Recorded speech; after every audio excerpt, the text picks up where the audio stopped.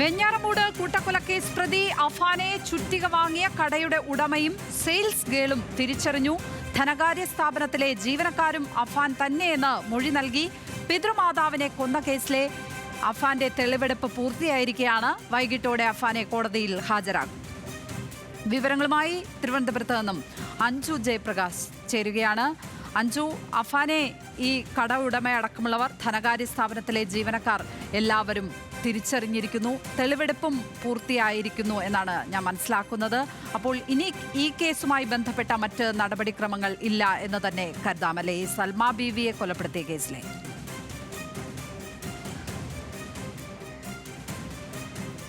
അതെ ലക്ഷ്മി, അതായത് ഈ സൽമ ബീബി ഈ ഉപ്പയുടെ ഉമ്മയെ കൊലപ്പെടുത്തിയ കേസുമായി ബന്ധപ്പെട്ടാണ് ഇന്ന് തെളിവെടുപ്പ് നടത്തിയിട്ടുള്ളത്. ധനകാര്യ സ്ഥാപനം, ഒപ്പം തന്നെ ഈ ആയുധം വാങ്ങിയിട്ടുള്ള ആ കടകൾ ഉൾപ്പെടെ ആണ് ഈ പ്രതിയെ കൊണ്ടുപോയി തെളിവെടുപ്പ് നടത്തിയിട്ടുണ്ടായിരുന്നത്. ഈ തെളിവെടുപ്പിൽ ഈ നിലവിൽ ആ കടയിൽ നിലെ ഉടമയും ഒപ്പം തന്നെ അവിടെ ഉണ്ടായ സെയിൽസ് ഗേൾ ഉൾപ്പെടെ ഉള്ള ആളുകൾ ഈ പ്രതിയെ തിരിച്ചറിഞ്ഞു കഴിഞ്ഞു. അതുൾപ്പെടെ പോലീസിനോട് പറയുകയും ചെയ്തു. അത്തരത്തിലുള്ള തെളിവെടുപ്പ് നടപടിക്രമങ്ങളൊക്കെ പൂർത്തിയാക്കി പ്രതിയെയും കൊണ്ട് ഇപ്പോൾ പാങ്ങോട് പോലീസ് സ്റ്റേഷനിലേക്ക് തിരിച്ച് എത്തുകയും ചെയ്തിട്ടുണ്ട്. ഇനിയിപ്പോൾ ഉച്ചയോടുകൂടി കോടതിയിലേക്ക് ഈ കസ്റ്റഡി കാലാവധി അവസാനിക്കുകയാണ്.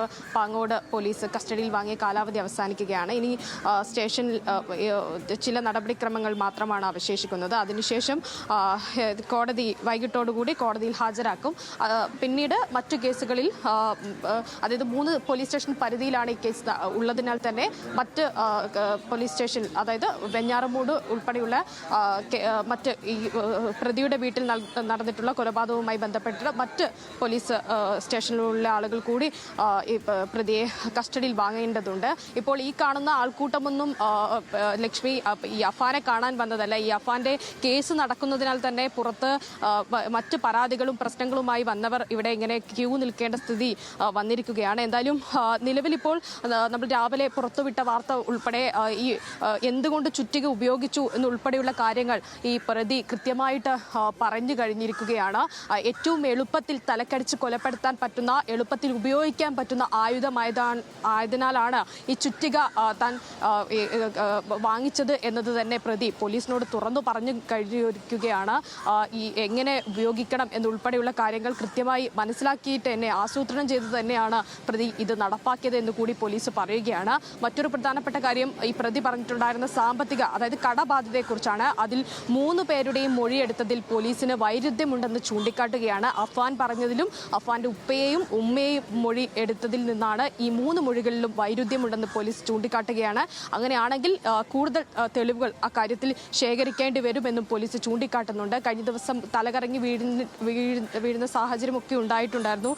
തൊട്ടടുത്ത ആരോഗ്യ കേന്ദ്രത്തിലൊക്കെ കൊണ്ടുപോയിരുന്നെങ്കിലും ആരോഗ്യ പ്രശ്നങ്ങളോ അത്തരത്തിലുള്ള പ്രശ്നങ്ങളൊന്നും ഇല്ലെന്ന് ആശുപത്രി അധികൃതർ തന്നെ പോലീസിന് ചൂണ്ടിക്കാട്ടുകയുണ്ടായി. ഇനിയിപ്പോൾ മറ്റ് കേസുകളിലേക്ക് കൂടി കടക്കുകയാണെങ്കിൽ ആ കേസുകളിലെ കൂടി ഏത് തരത്തിലായിരിക്കും, എന്തൊക്കെയാണ് മറ്റുള്ളവരെ കൊല്ലാൻ കൂടി പ്രേരണയായതെന്നുള്ളൊക്കെ കാര്യങ്ങൾ പുറത്തേക്ക് വരും. നിലവിൽ എന്തായാലും സൽമ ബീബിയോടുള്ളത് പകയാണെന്ന് പ്രതി തുറന്നു പറഞ്ഞിരിക്കുകയാണ്.